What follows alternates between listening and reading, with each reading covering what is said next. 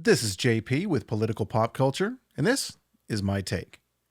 Florida Governor Ron DeSantis appeared on Maria Bartiromo's Sunday Morning Futures program yesterday, and in the interview, Governor DeSantis took a couple shots at New York Governor Cuomo, but he also had a few choice words for King Joseph I and his proposed unconstitutional travel ban. Now, I strongly recommend that you check out the whole interview, and I'm going to put a link in the show description for you. But I'm going to play a couple quick clips here, and I'm going to give you my take on them because, giving you my take is my job. Florida has been the #1 destination currently searched on the Travel Zoo website. What would a travel ban domestically mean for Florida? Well, one, it would be unconstitutional. It would be a political attack against Florida. Governor DeSantis is absolutely 100% correct here. Restricting a citizen's right to travel is, without question, blatantly unconstitutional. The U.S. Supreme Court has ruled on numerous cases that protect the citizen's right to freedom to travel, both within the country and abroad. And they've been unwavering in the assertion that the government may not restrict travel without due process under the Fifth Amendment. Look, this is basic civic stuff. If you've got grade school kids, they've learned this in school. Why doesn't the Biden administration know it? Every parent in Florida has the right to send their child to in-person instruction. Every worker has a right to work and earn a living and put food on their table, and every business has a right to operate. And consequently, our state is doing very well compared to these other states in terms of education and economy.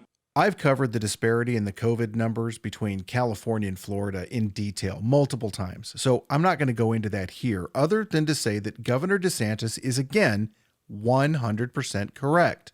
Florida has been open for business since June and July of 2020, and they are faring far better than California or New York, not only in COVID numbers, but in the overall health of their economy. So there's no basis in medical, there's no basis in economics, there's no basis in reality to do this except to punish a state that is doing it better than what his experts have recommended.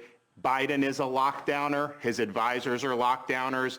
Lockdowns don't work. We've demonstrated that. We're not turning back, Maria, and they will not be able to get away with targeting Florida. The lockdowners are wrong, and what Ron DeSantis has done in Florida, that is the proof. The Biden administration is talking about an unconstitutional restriction on state-to-state travel in order to hurt Ron DeSantis and the people of Florida. Because as long as Florida is open and thriving, the narrative of the lockdowners is in jeopardy. You have lockdown states that are putting people out of business. We focused on lifting people up, but by doing that, you actually have new entrepreneurs coming to start new ventures. New restaurants are opening in Florida. New hotels are opening in Florida. And so people view Florida as a place where they can follow their dreams. It is a free state. When was the last time you heard about new restaurants and new hotels opening in California? When was the last time you heard about new hotels and new restaurants opening in New York? You don't hear about it because it's not happening. Businesses are fleeing places like California and New York in droves. And where are they going? Places like Florida, where Ron DeSantis has a free state and people are free to do as they please when they please. Kind of like America. Since the beginning of January, visits to the emergency departments for COVID-like illness in Florida is down over 60%. Cases are down. Hospital census is down 30 to 40%. And so you've seen a decline in COVID in Florida, and our winter high was much less than the summer high, but you've seen a decline all over the country. And so it'd be very odd to do a draconian travel restriction, which has no basis in the Constitution, at a time when all of these indicators are going down. The indicators are down. That's why they have to do something. That's why the Biden administration has to do something. And one of the things that they're considering is, again, this unconstitutional state-to-state travel ban. If they allow Florida, an open state with no lockdowns, with no mask mandates, if they allow Florida to thrive under these conditions, they destroy their own narrative. And that's something they cannot allow. They are now talking about screening domestic travelers, but the New York Times has reported that illegals are not being screened for COVID at the Texas border. Your reaction to these executive orders? Of course they're not being screened for COVID at the southern border because this is all political. So he's opening the border. He's letting illegals pour in. They're not doing any COVID tests. They're just coming into the communities. We have no idea what type of COVID or other things that may be carrying, but yet he wants to potentially make you take a test if you just get on an airplane and fly from one American city to the next, or he wants to prevent travel to the state of Florida. This stinks to high heaven. It is a huge contradiction, and you can't square wanting opening borders for illegal aliens, but then also restricting U.S. citizens from basically traveling around the country as they see fit. And I think the American people see the hypocrisy in that. I can't speak for all Americans, but I can tell you this American absolutely sees through what's going on. And I'm pretty sure you see through it too. So again, I'm leaving a link in the comments below. Check it out. Watch the whole interview. It's worth watching.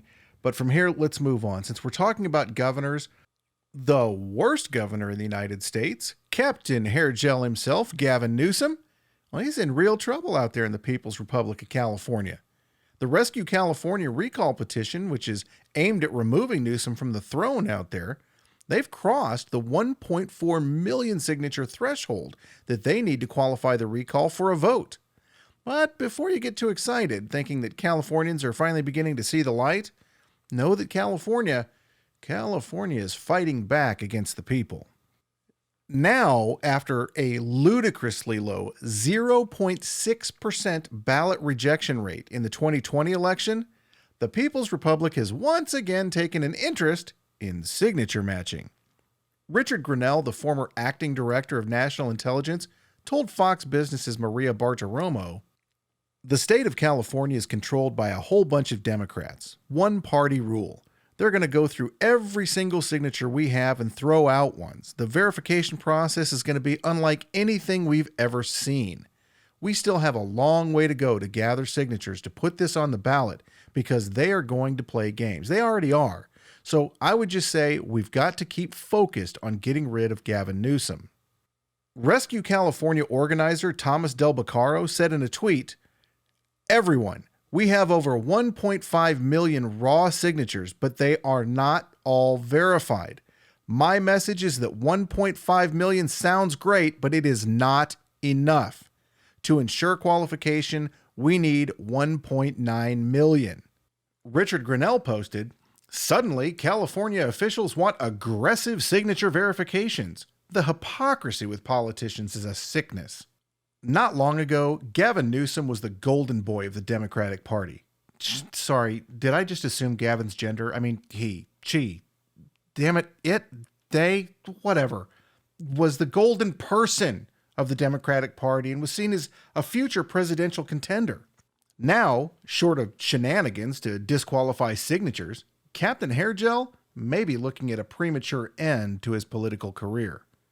Let's just hope that that's the case. That's my take for today, but I'd love to hear your take.